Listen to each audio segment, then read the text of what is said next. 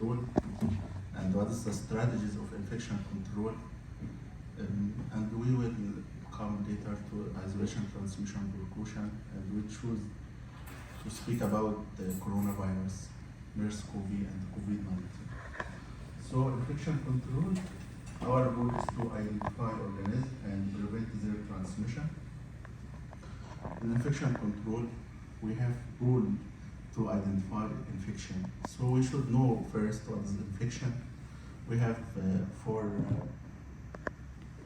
expressions. We have first contamination, colonization, infection, disease. So what is contamination? If the surfaces is contaminated by soiled material, organic or inorganic material like blood, fluid of patients, it is organic material, or inorganic material like dust.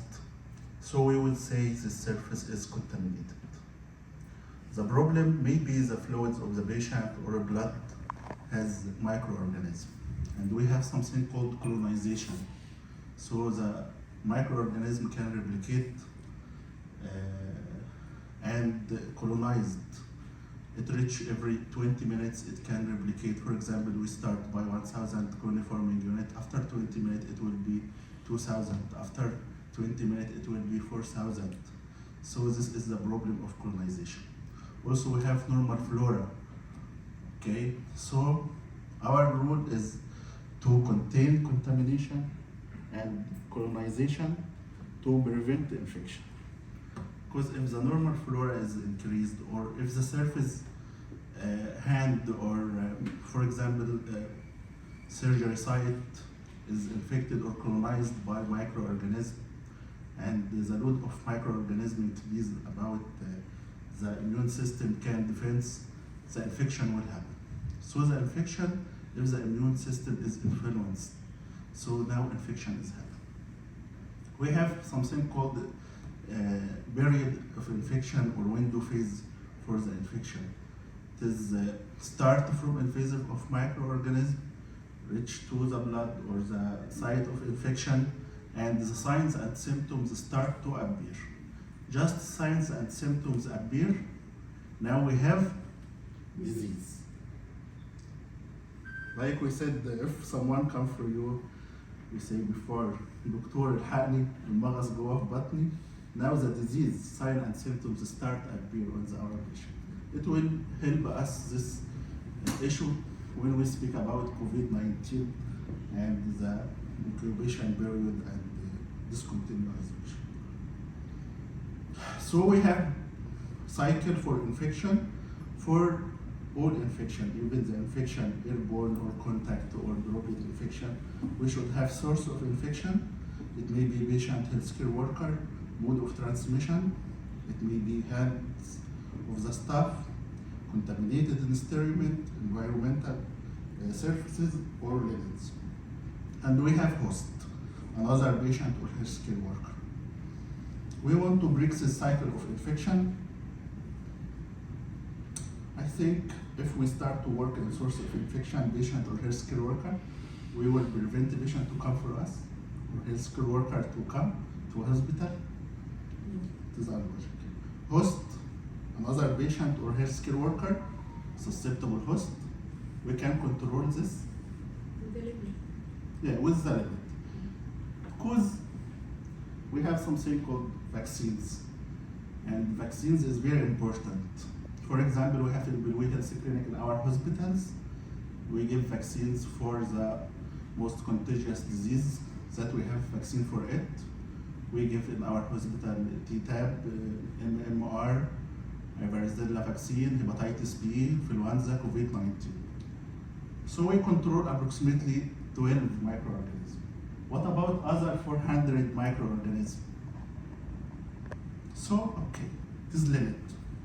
So the only rule to prevent infection is mode of transmission. So to break cycle of infection, we can make our intervention in mode of transmission through 4 strategies.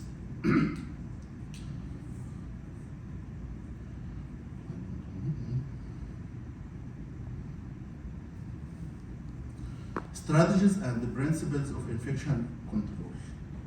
standard precaution of infection control. This is the foundation for our program. Second is isolation transmission precaution for special microorganisms that need more precautions, like contact isolation, MDROs, herpes, diphtheria, scabies, impetigo. Droplet isolation, organism can spread in air for a small distance. Its size is more than 5 micron, like influenza, rubella, COVID-19.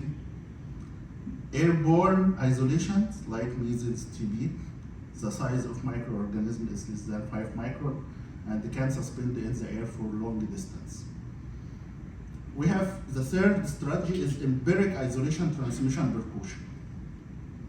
Patient came for us in ER, he has syndrome, like he come with Dr. Salah here, our pulmonologist, he come here with sputum, blood sputum, he lost his weight, he has a sweat in the night. So this is syndromes of TB case. But the patient, he will not come written here, I am TB case. No, doctor suspect this case is TB. So now we will make something called empiric isolation transmission.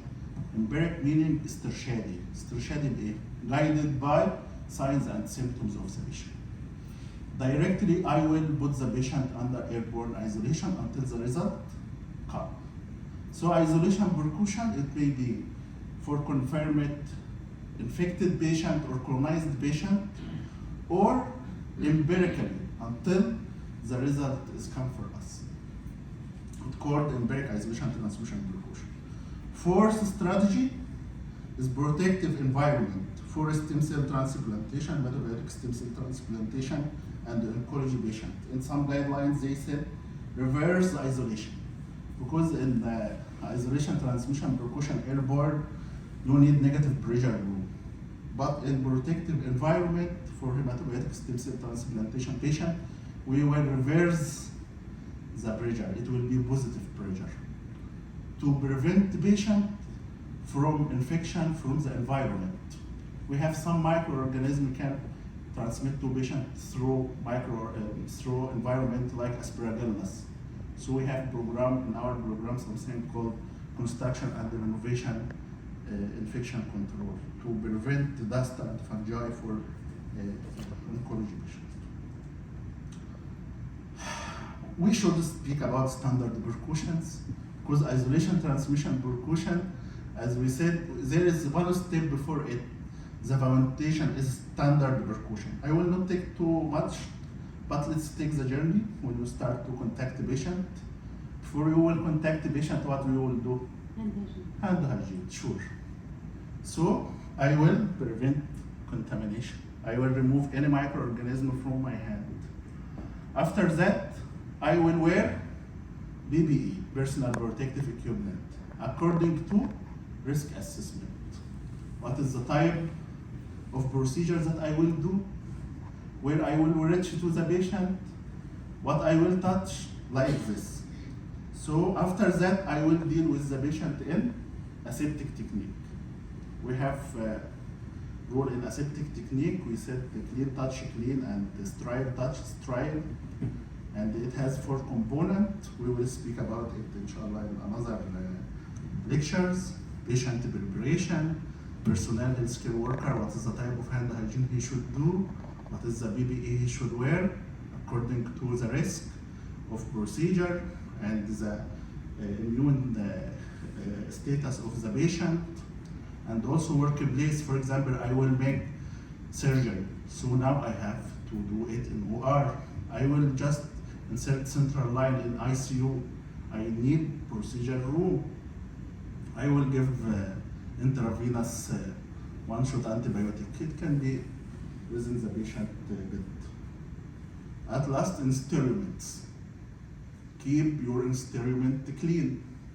And if it is sterile, keep its sterility. Like this. So I make hand hygiene. I wear proper PPE. I deal with the patient in aseptic technique. During dealing with the patient, maybe blood come on the lens or on the curtain.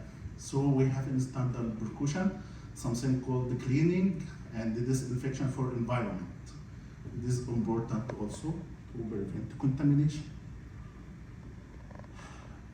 When I deal with the patient, one blood comes on the bed or on the floor. So we have something called environmental cleaning and disinfection. At last I have waste, I have to do something called waste segregation.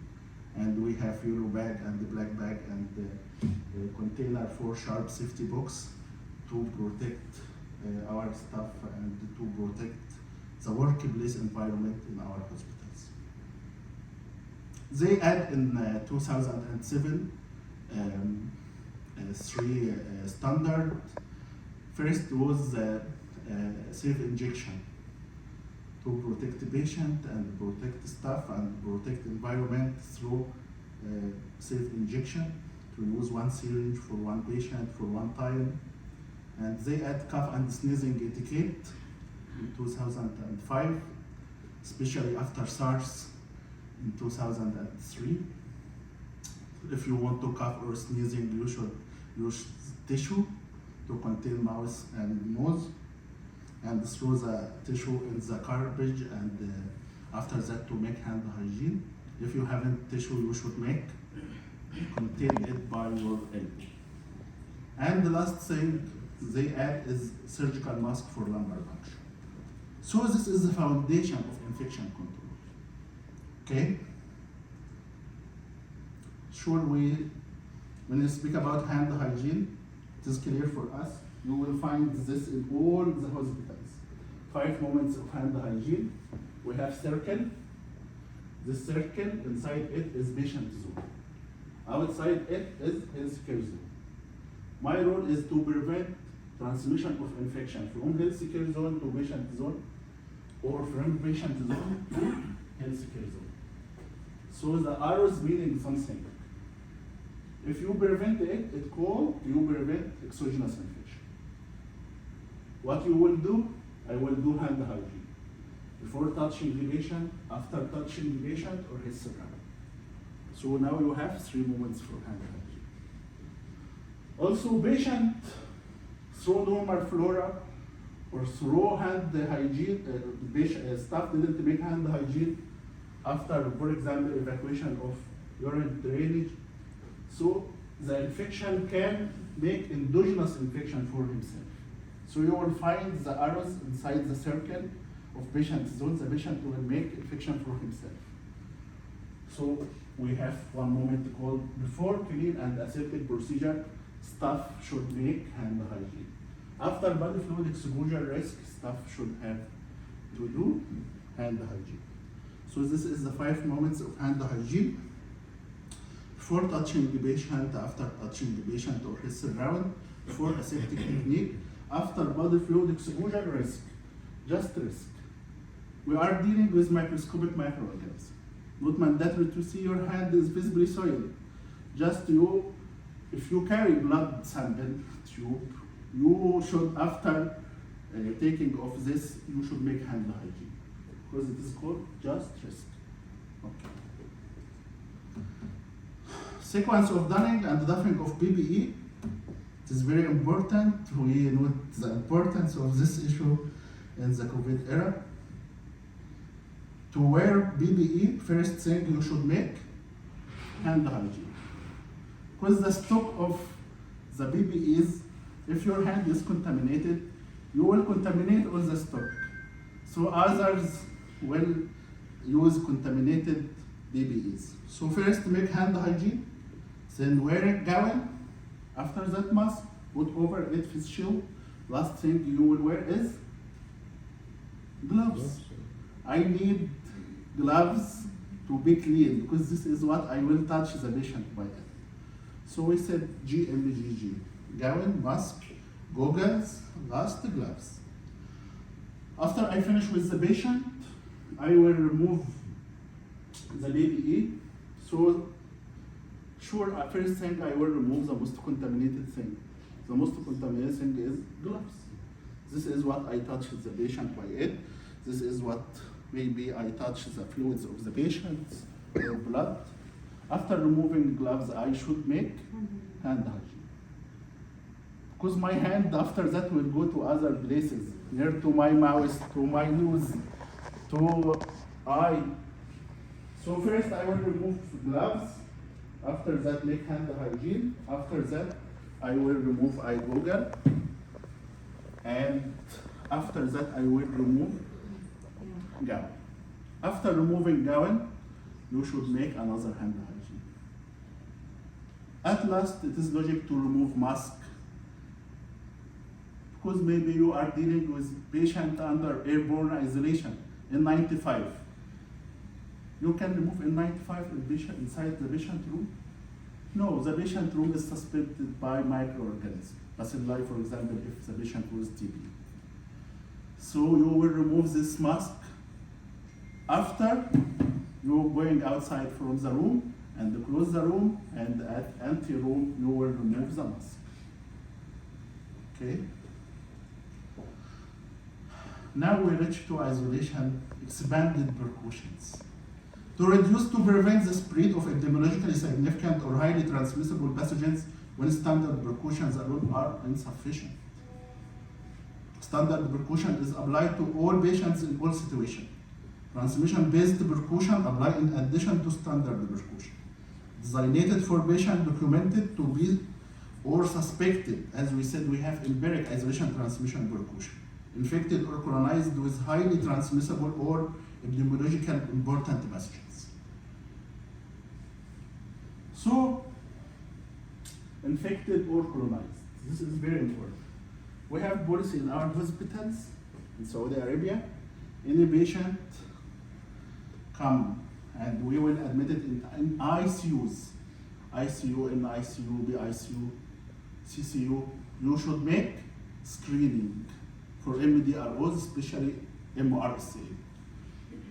We want to know this patient is colonized by MRSA or no. And we put the patient under empiric contact isolation until the result comes. If the result comes negative, we will discontinue the isolation for this patient. And we will put him in normal room. But if it comes positive, we will continue the isolation for contact isolated case. And we have something called discontinue isolation or decolonization for MRSA or for VRE and like this, to continue to make MDRO bundle, daily bus for the patient biochlorhexidine for person, and they give proper antibiotic. If it was in nasal, to put mebrocin. If you start vancomycin, it's okay. You should stop vancomycin at least for 3 days. After that, take culture. If the culture comes negative, make other 2 cultures, the difference between them 24 hours. If it's 3 negative culture was negative, now we will say this patient is MRSA negative. And you can discontinue isolation of patient under contact isolation. This is the same with VRA and with SPID cases. Contact precautions like MRSA or Clostridium difficile. As we know, Clostridium difficile is a spore-forming bacteria. It can be persistent in the environment for a long time. So this patient, I will be sure put this patient in contact isolation. And after he discharged, I will make terminal cleaning for his room. And I will use high-level disinfection for the environment for this patient. All this to prevent contamination, colonization. Contact precautions, the measures designated to reduce the risk of transmission of microorganisms by direct or indirect contact. Direct contact involves person-to-person spread, which may occur between hospital personnel and patients, between 2 patients, or between visitors, patients, and personnel. Indirect contact involves personnel contact of susceptible person with a contaminated intermediated object between clothing, sterilised patient's environment. All healthcare worker must wear appropriate PPE, gown, and gloves. Before we said gown and the gloves, we will wear it according to risk assessment. I will touch blood, fluids of the patient. I should wear gloves. If no need. Now, no, mandatory. If you want to contact the patient or his surround, please wear gown and gloves. After you finish with the patient, remove gloves, make hand hygiene, remove gown, make hand hygiene, and go outside. Now you will keep the workplace safe. We have something called color-coded signage. We put the patient in separate room with special toilet. Always we keep the patient, his door, the room door is closed, and we put outside signage, and it is color-coded. Any healthcare worker sees this green color signage, he knows this patient under contact isolation. He will not enter without wearing gown and the gloves. Okay, transporting patient on contact isolation. I have patient and I want to refer him to another department or to make imaging in radiology. How I will transfer this patient? I want to contain the infection. Always in isolation precaution, we contain infection, not the patient. So I will make information to the destination department facility of the patient isolation status prior to transport to prepare themselves. Doctor, I will send the case for you now. No, now the place is very busy. Please postpone it for example at 3 o'clock. Okay, doctor. Okay, I am ready. Hello, prepare gown and the gloves. We have patient with contact isolation. So to be sure there is PPE is available and everything is available. Prepare the patient for transportation. Okay. We are dealing with patients. Male, females, children. If I informed my staff, don't touch this patient without wearing gloves and the gown. This is inside the patient room. But through the corridor and the visitors will see me wearing a gown and wearing the gloves. They will be panicked from this patient. Why he wear like this? So what we do, I will reverse the issue. I will give the gown to patient and to contain him through the chair by linen. So now I will not touch the patient. My clothes will be always clean because it touch clean thing. For me, I will just wearing gloves. So now visitors will feel this place is safe. Okay? So you will contain the patient and you will only wear gloves. I finish and return back to the work. I will remove gloves and make hand hygiene and make cleaning and disinfection for the chair. And I will use it. All this data is written in this transport card. I send this card with the patient, with all information, to remember the stuff and to remember the receiving department. Okay, it is easy now. Environmental measures, daily cleaning of the high-touch surfaces with hospital-approved disinfectant is appropriate to contain infection.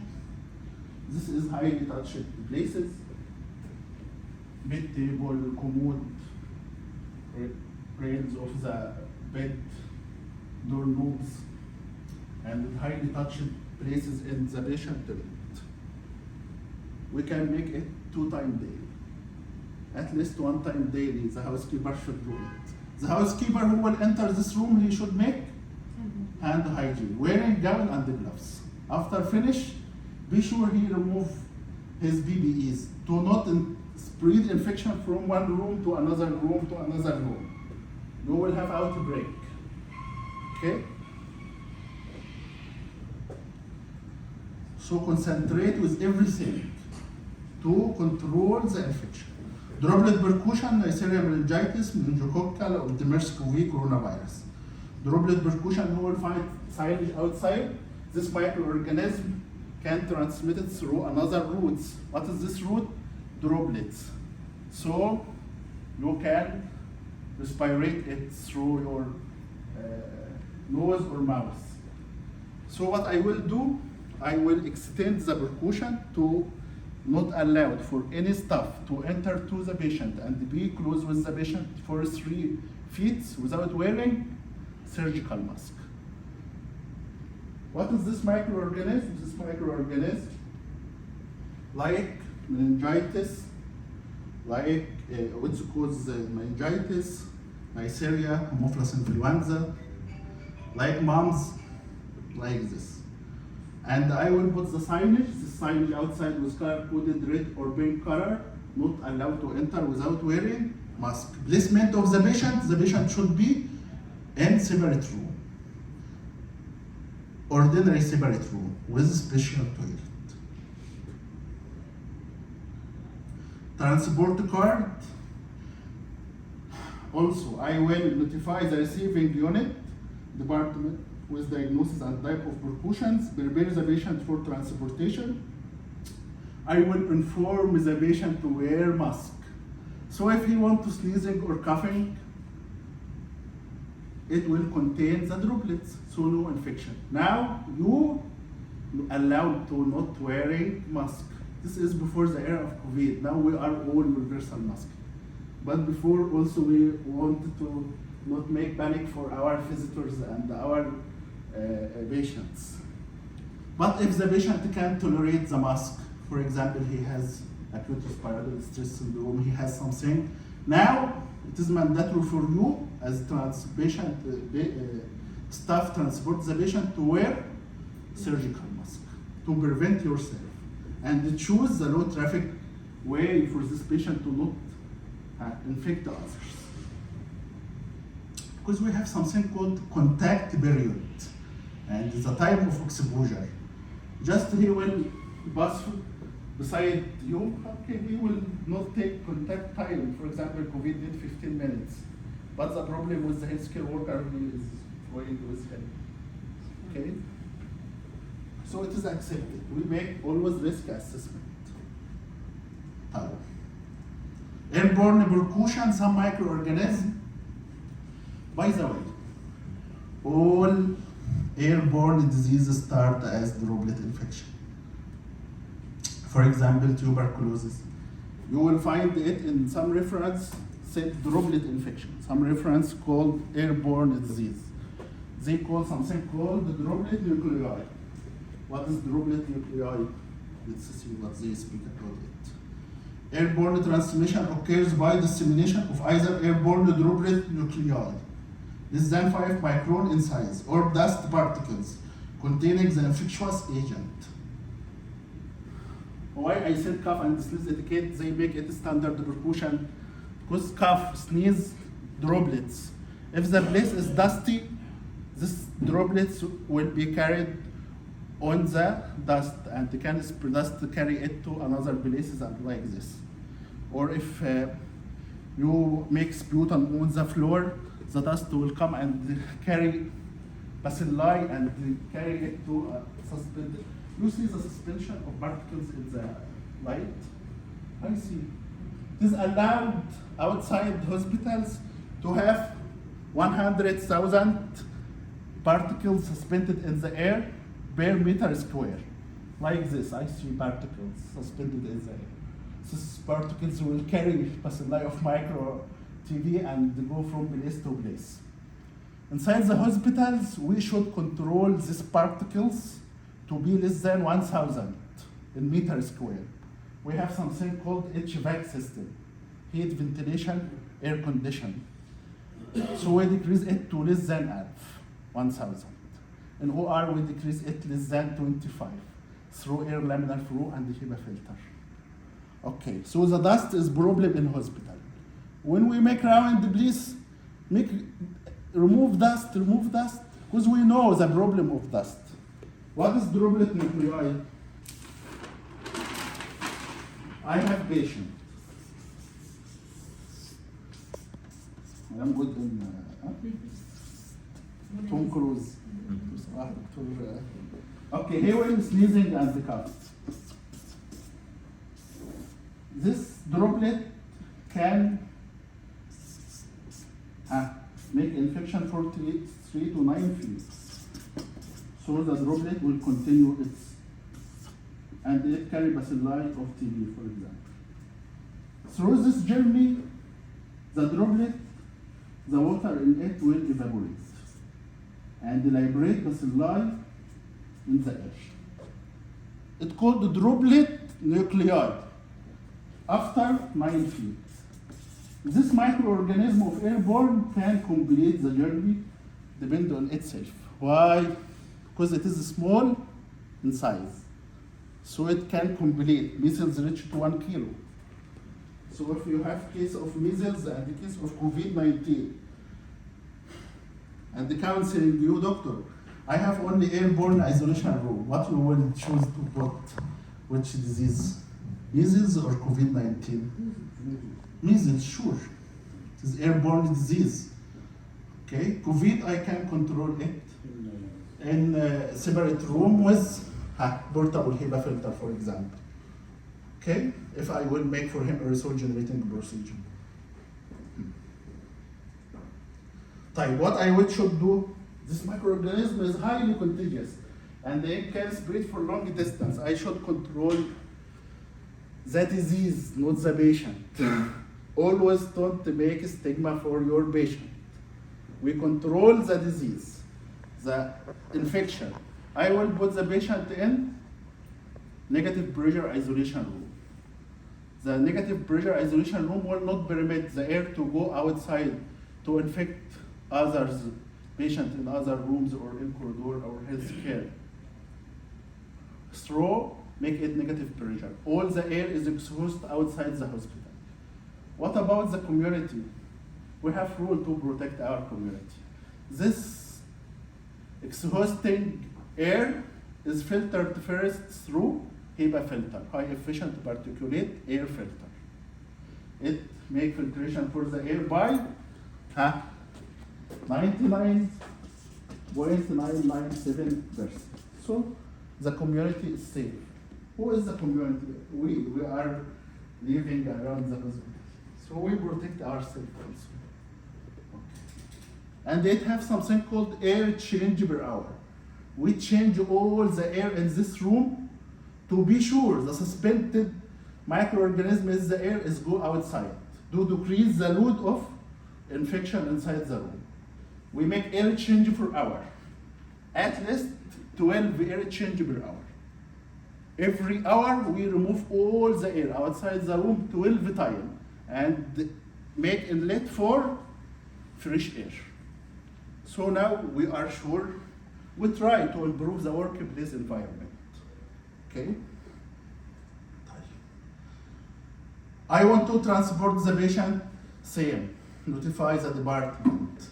Inform them about the disease. To be prepared, for example, in 95. Okay. What about the patient preparation? I will inform the patient to wear surgical mask. If I contain the coughing and sneezing of the patient, no droplet will come. Khalas, I contained it. No nuclei, no infection. In some cases, patient can tolerate mask. So now I will choose the right traffic way, the right time, and I will wear N95 in this type. N95 has efficiency to filtrate microorganisms less than 5 micron by 95%. What about other 5%? Doctor, I have risk 5%. Why you keep me enter to this patient? I will not treatment him. This is what we call the engineering record is very important for the room of the patient. Control air change per hour, control negative pressure, control humidity and temperature. Humidity and temperature is good media for colonization. If humidity and the temperature increase more than 24, humidity more than 60, the colonization will increase for microorganisms. So I will decrease the risk of this 5% by increasing air change per hour, control humidity and the temperature, and don't stay with the patient for a long time. Do the essential things that you are well and finish and go. Don't speak too much. Okay. This is example for discontinue isolation for the patient, because I will not leave the patient for long time in the isolation room. I want this isolation room to another patient. Let's take example for MERS-CoV and COVID. I am active. I make visual triage checklist. This visual triage checklist should be in ER, hemodialysis, and the outpatient department. Any case will come for me. I will ask about exposure risk. Did you expose to MERS-CoV patient to travel outside, eat camels or its products? Clinical signs, you have fever, cough, shortness of breath, headache, nausea, vomiting, chronic renal failure, coronary artery disease, heart failure, immunocompromised, all are the case definition of the MERS-CoV and COVID-19. Okay? If the score was 4, ask the patient to perform hand hygiene, wear surgical mask, direct the patient through respiratory pathway, inform the medical doctor to make assessment. MERS-CoV and COVID testing should not be done only as case definition. Okay? So what is the case definition for MERS-CoV and COVID coronavirus? Let's start by MERS-CoV. The case definition, we have suspected case and confirmed case.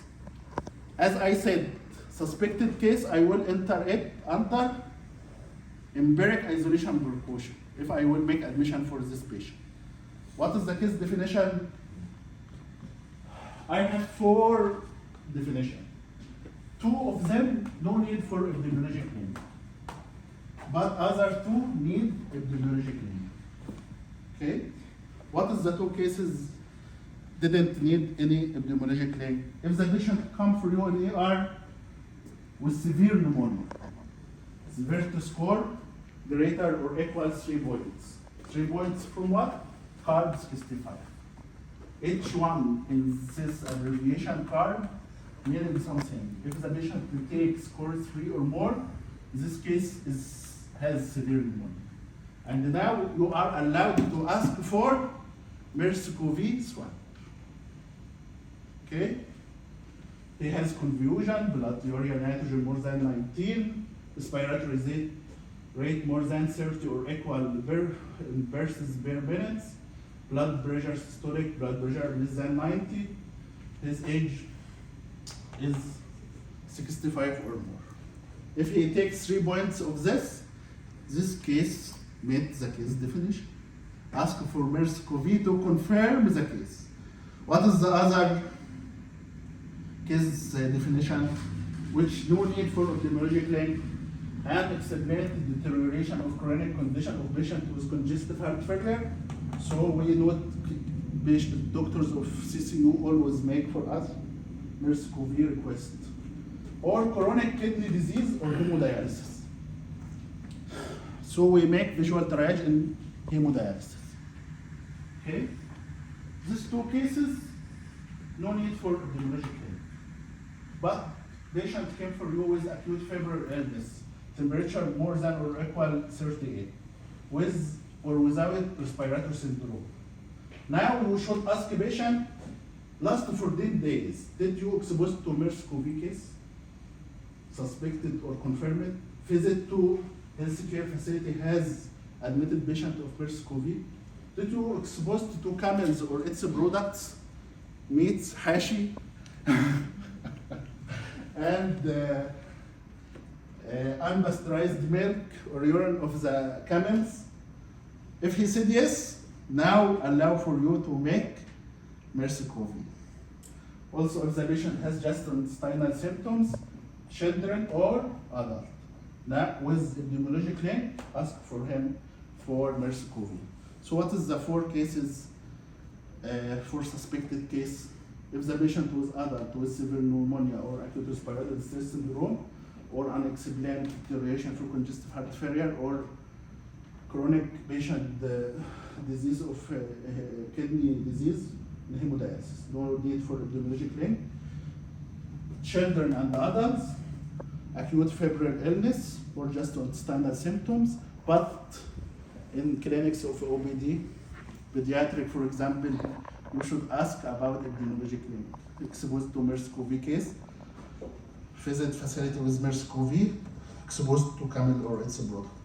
What about COVID-19? Okay, patient with acute respiratory illness. Patient with acute respiratory illness is fundamental first. After that, patient has fever or cough or shortness of breath. So patient comes with fever without acute respiratory illness, no need to make for him swell. Patient with sudden onset of at least one of the following: headache, sore throat, rhinorrhea, nausea, diarrhea, loss of smell or taste, you should ask about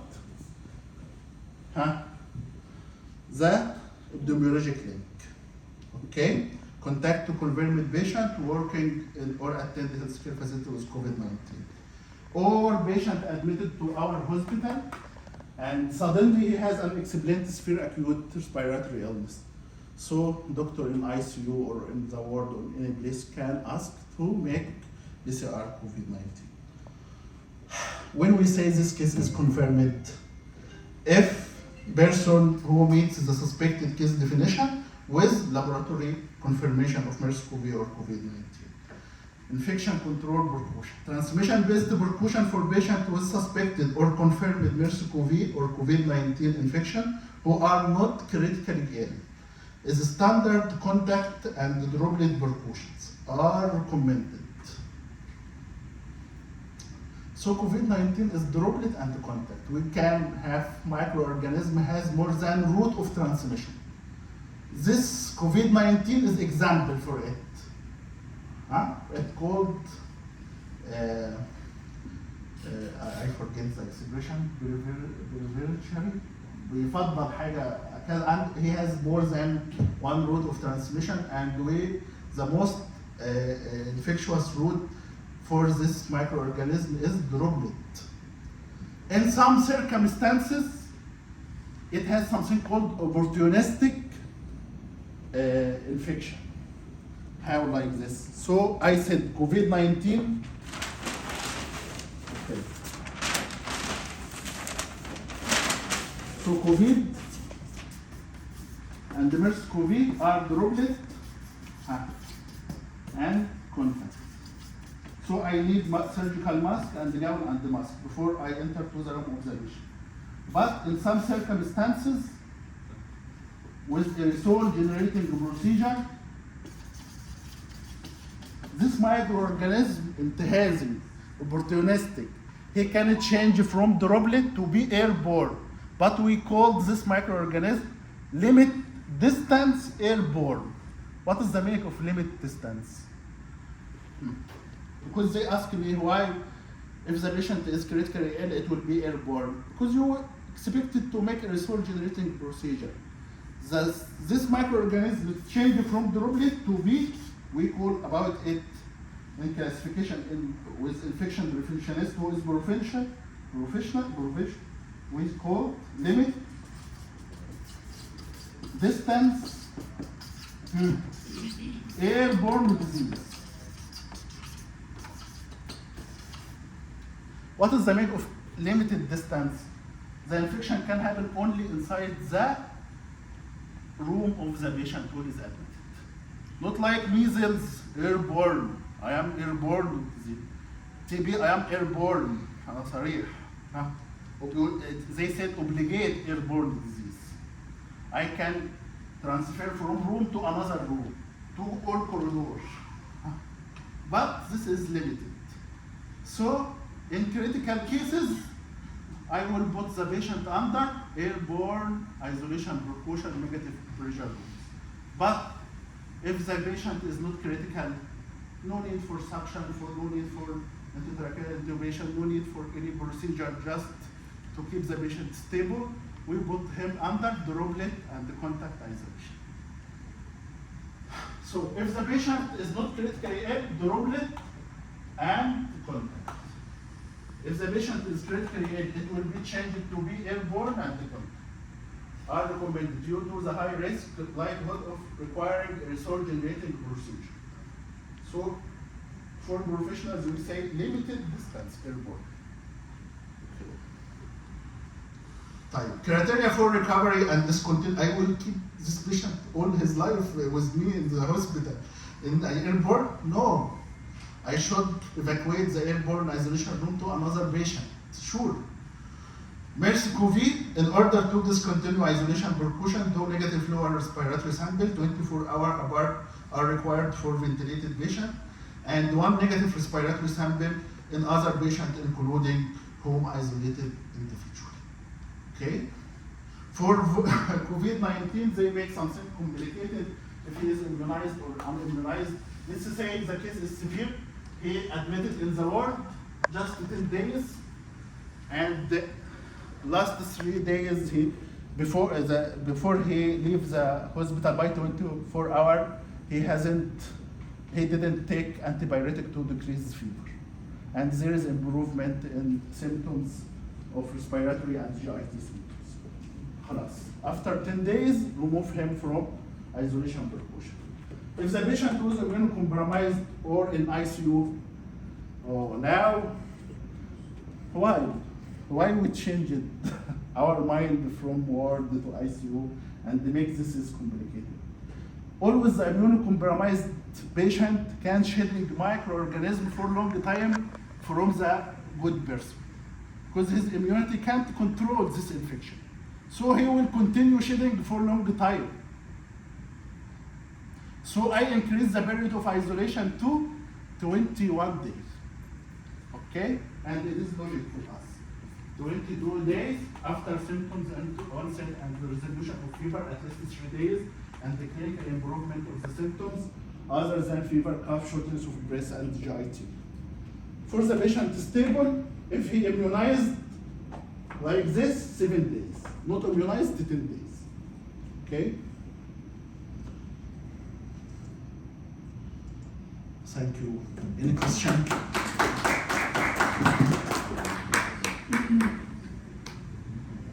Thank you, Dr. Mahmoud, for the great presentation and the very informative lecture. Dr. Mahmoud is the consultant of infection control and head of infection control in المستشفيات hospital. He is one of the pioneers of infection control here in Egypt. Dr. Kamil is our senior from Egypt and I thank you for this great presentation and the information mentioned in this. This is comprehensive information about isolation and transmission-based isolation precaution. Now, you can ask, you can discuss, you can. Regarding any infectious disease with droplet rule, in certain situation, will transfer from droplet infection to airborne, all disease droplet infection? not all diseases. It is in CDC. It is written in CDC, Haemophilus influenza and SARS, and anything related to severe acute respiratory syndrome. Anything make severe acute respiratory syndrome, you can and make a result generating procedure, directly it will change to airborne. For example, we have case for influenza, Haemophilus influenza, and it reached to meningitis, and the case be critical. It changed from droplet to be airborne. Mandatory now you should put this patient in airborne. As we said, it changed from droplet to be limited distance airborne. I think it is clear. Because it depends on the velocity. Okay. The airborne depends on something. Not all, which is because the infection reached to severe acute respiratory syndrome and related with influenza. If I have patient with flu, and directly do procedure, it will be airborne. So SARS in certain circumstances and the avian will be transferred from droplet to airborne. Okay. If they are critically ill and moved to ICU, most probably patient will need a result generating procedure. That's the cause we have to take the airborne precautions for that. For example, you want to take COVID-19 sample. Okay. Immunization, intubation. For example, yeah, and the patient is stable. You will transfer him to airborne isolation room to take sample or no? Yeah. So it is risk assessment. I didn't want to, yeah, just to make risk In assessment. our hospital, all the usual procedure must be Yeah. under. This is true. Okay. My question to you, how many of you did the fit testing for the N95?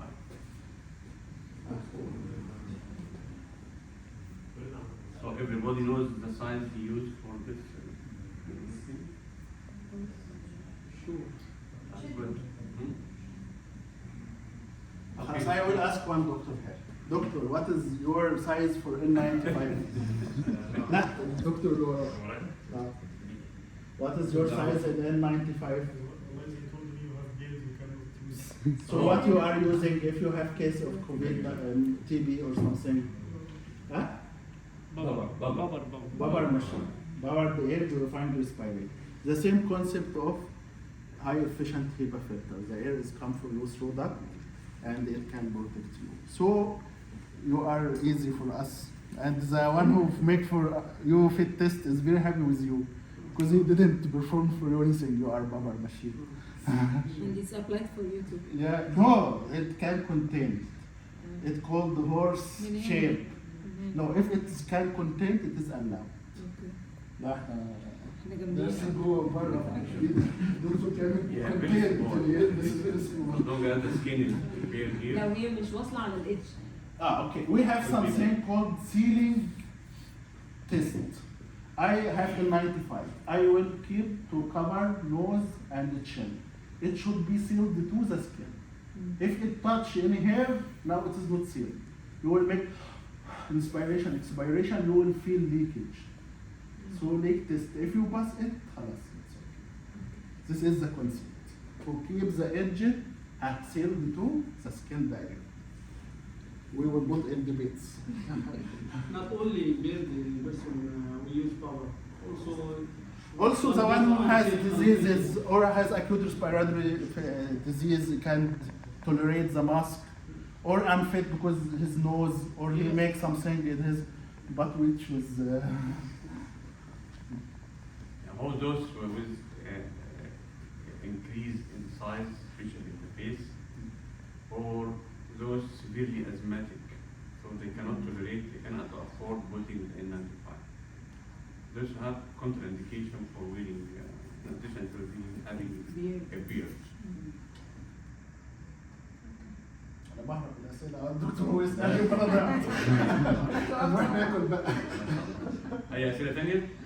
Thank you very much. Yes, thank you. Thank you very much for attending, and shukran to Mahmoud for your good presentation. And we can go with now.